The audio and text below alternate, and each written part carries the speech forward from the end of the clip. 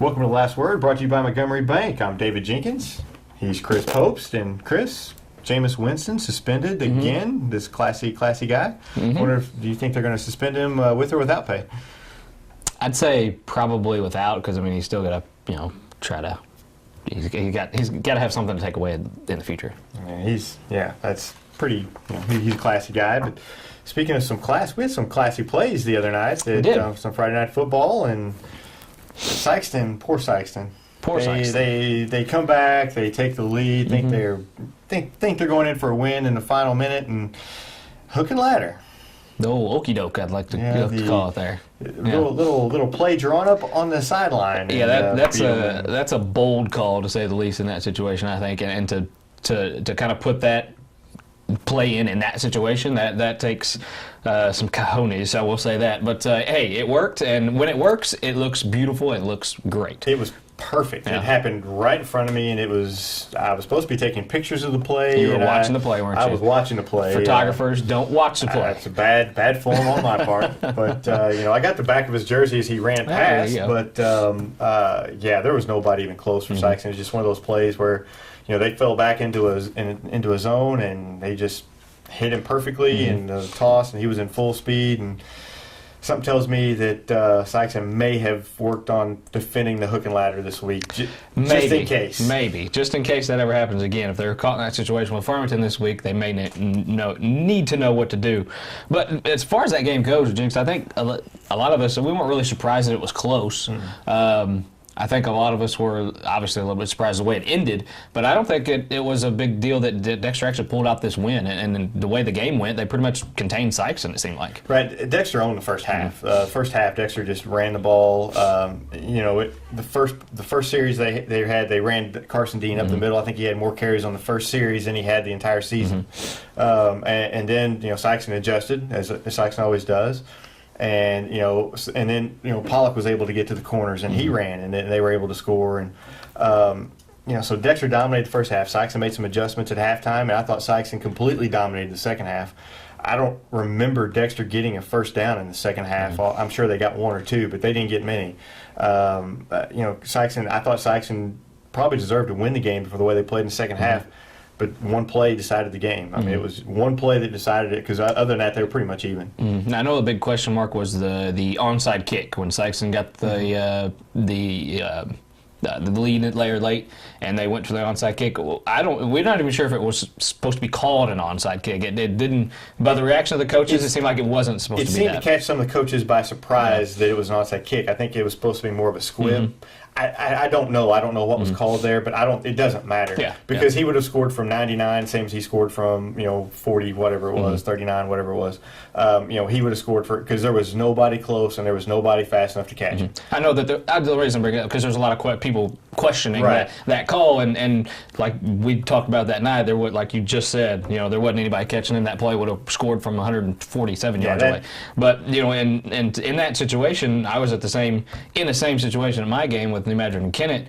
New Madrid took a lead, and they went for an onside kick, and they got it. It worked, and it happens. You see that a lot in high school football. If you can catch them by surprise, you do it. Yeah. But I'm not sure it was supposed to be an onside kick, or it might have been a squib. Try to be a squib kick that was just short, or I'm not really sure what. But Dexter just sat there and watched it, and we're like, hey, it didn't go 10 yards. Yeah. They were well aware of what was going on, and it did give them better field position, but at the same time, to me, it was a non-factor, because it wouldn't have mattered if they ran that play the same way. To 20, they still score.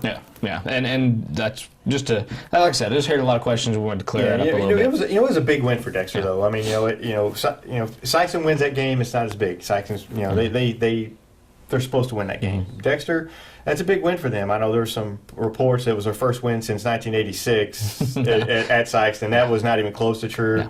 2006, 2004, 2002, and 1994. So little inaccuracies. I know it was in a local paper and stuff, but we'll set them straight there. It's all right. We got it covered. Anyway, it does break a 6-game losing streak. That's what I was going to say. It snaps a 6-game losing streak, and it was a big thing. And it's good for Dexter. It's a good quality win for them, because they've had, the first 2 games of the season, they were in games of with some quality opponents, and to get a win against a Class 4 school for them it's definitely setting them and getting in the right spot. They're building up like we maybe predicted before the end of the year, before the season, that they were going to have a pretty good year.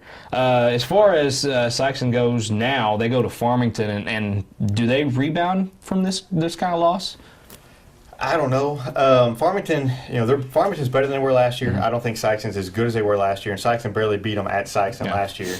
Sykeston never plays well at Farmington, so I think if Sykeston plays well, they can beat them, but I think Farmington wins the game. Yeah, I think Sykeston, unfortunately, I don't know. Their schedule's tough. It's just one of the tougher schedules for them in this particular year for them.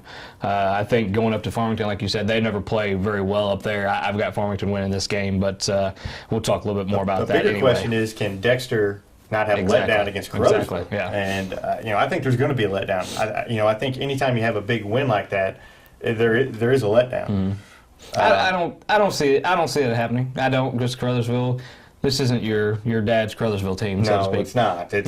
I've still got Dexter winning, but I think it's going to be really close. I think it's going to come down to the end, just kind of like this week did. But Dexter's proven they can win close games. They've been in enough of them. Yeah, exactly. And this kind of game can kind of propel a team, or like you said, you could have a letdown the next game. And Carruthersville, don't be fooled. I know their record's not as great as it has been, but they can still be pretty dangerous against a team like Dexter. Oh yeah, especially at home. And they've got speed. Carruthersville's a tough place to play. Sykeston has no speed. People think Sykeston has a lot of speed, but they have no speed. Carruthersville has speed, so I think that's going to cause Dexter some problems. I think Dexter, their line play, their defensive line dominated Sykeston's offensive line, especially in the first half the other night. I think that will continue against Carruthersville, and I think that's how Dexter gets the win. And I just want to make sure we hit on that. New Madrid got their first win. Coach Dryden, his first win at New Madrid. It's a good, solid win against them, for them against Kennett. With that in mind, they go to Charleston this week. Charleston, as we are very well know, that Charleston's not having the greatest season. New Madrid wins their second game in a row, I believe, and just a kudos to Coach Dryden and their first win of the season. Yeah, New Madrid they'll continue to build, and they're going to continue to get better as he's putting in that system. Charleston, I think there are quarterbacks out this week, but it's a good chance for Charleston. I think Charleston is not.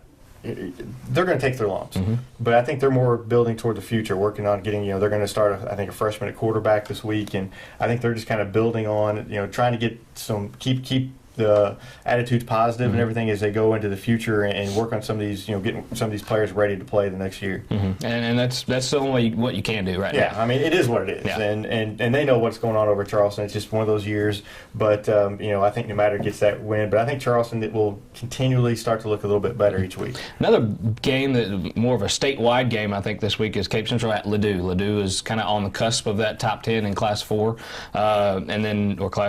can't remember now. I think it is Class 5. Is it Class 5? Well, they went up. Class 5. But Cape Central goes at Ladue. Cape Central, obviously undefeated, a very talented athletic group, going up to Ladue, which we've actually saw Ladue not too long ago. They came down to Sykeston, always athletic team, always a team that has weapons. Traditionally, though, St. Louis schools haven't really given us much problem in the past, not just coming in here and just rolling people, but Cape Central at Ladue. Does Al Young, Peyton Montgomery, and company have enough to go up there and get a win? Barely. Ladue's got a great defense. They're only giving up 8 points a game. They've got a really good quarterback, and they kick field goals. I've never, high school teams that don't kick usually don't kick field goals. What's a field goal? But apparently, they kick a lot of field goals up there. So if they get in scoring position, they can score. And I think that may cause Cape some problems. But I think Cape squeaks it out because they're so balanced. They can run and throw. I think this is a game where Peyton Montgomery to Al Young really kind of sets them apart from Ladue. When it's that easy just to throw it up and let Al Young go get it, it makes for an easier time. But I will say that Al Young is going to have a stiffer defense to face than he's faced all season. He will. So it's not going to be as easy, but I think they'll pull it out in the end. I think they'll make enough connections to pull it out in the end. Another local game that maybe some would be interested is Poplar Bluff at Jackson. I don't think this Jackson continues their dominance. I believe they're coming off of a huge win against Farmington where they played everybody and their grandmother, and Jackson by a couple touchdowns. Yeah, I think Jackson started subbing in the first couple minutes of that game just by looking at some of the stats. Yeah. But Jackson's going to roll in that one. Jackson, Jackson and Cape. That's the game. Is in a few weeks. It's kind of the build up. I think it's next week. Actually, it is next week. Yeah. That's the game that I think everybody's looking to. So they might overlook Poplar Bluff just a little bit, but they can overlook them a little bit and still be okay. Now I want to ask you a little about Jackson and their state ranking. They got bumped down to number 3 this week after staying at number 2 after week 1. Still perfect. Nothing really. And what were your thoughts about that? Doesn't bother me too much. They're at the top. You know, they were top 2 or 3. You know, I'm sure. I can't remember the team that passed them, but Winnetonka. Yeah, Winnetonka. I knew it was some funky name. Hiawatha, Winnetonka. Yeah.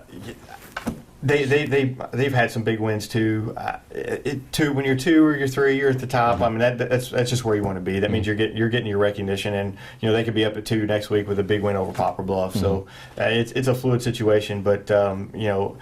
Fortunately, they get to prove in the playoffs who's the best, and I think they can go a long way in the playoffs. Yeah, I'm part of that poll, and I'm one of those that just polls. Polls really don't matter. They don't. I mean, it's nice to know like who you think ranks and stuff, but I had Jackson number 2. They didn't really do anything to warrant a slip as far as that goes, but there's a lot of.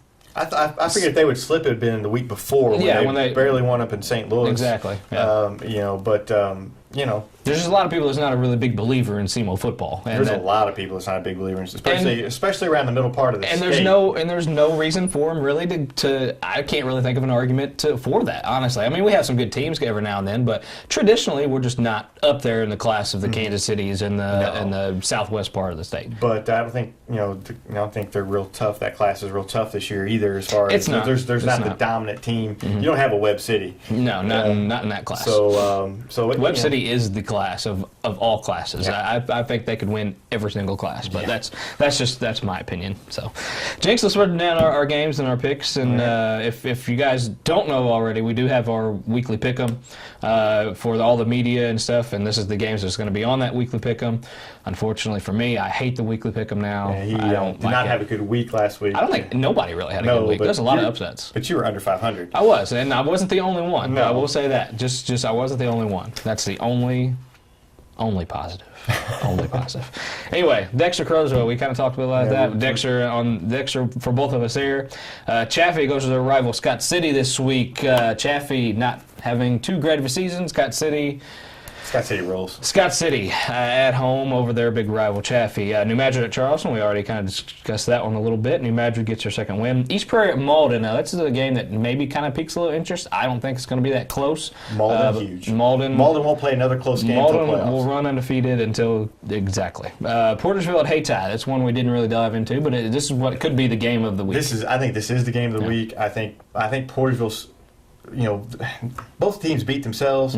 I think Hayti wins by a point playing at home, and they can stop the run. Portersville likes to run. That's the only. They're at home. That was actually sorry. Excuse me. I picked Portersville. I did pick Portersville.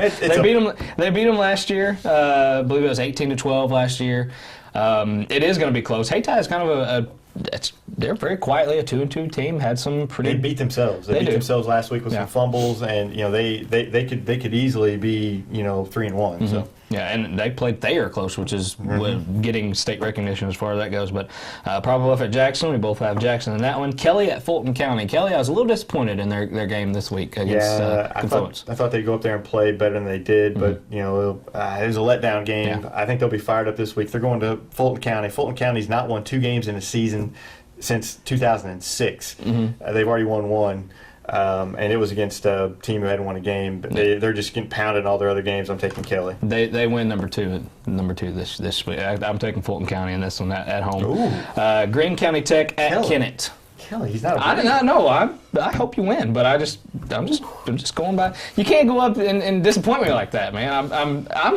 I'm bleeding here in our picks. I got to make up some ground somehow. Greene County Tech at Arkansas at Kennett. The only thing I know about Greene County is that former head coach at Caruthersville, Nathan Morgan, is there. That's the only thing I know. They're not real good, but and I do know that once looking up their stats, they don't put up that good numbers. Yeah, they're not real good this year. Kennett wins out. I got Kennett as well. Sykeston at Farmington. Jinx, who you got? I'm taking Farmington. I think Farmington wins it. I think it's close, but I think Farmington pulls it out in the end. I do as well. And Cape Central at Ladue. Talked about that one. Cape Central Al Young to Peyton Montgomery to Al Young. I'm taking them by, but the field goal thing bothers me for Ladue. It really does. That's something that most people don't have in their offense. That's 3 points. If you can just get in scoring, that's 3 points. But I'm going to take Kate. The Rams won on field goals. I mean, that's the only way they won. And Ladue is the Rams, by the way. They are the Rams. So, yeah. They are. So, But yeah. we're still taking Kate. Yeah, I am too. So we'll see how many we miss next week because we missed quite a few this past week. So we'll see how many we miss. And If I'm on the show next week, it's because I had a good week. If I'm not, I'm going to do this. Yeah, we may have a I'm going to break down the set and everything else. And it's just not a good week, man. It's just not a good week. So hopefully this week's better. Good luck to all of our teams, and we'll see you next week on The Last Word.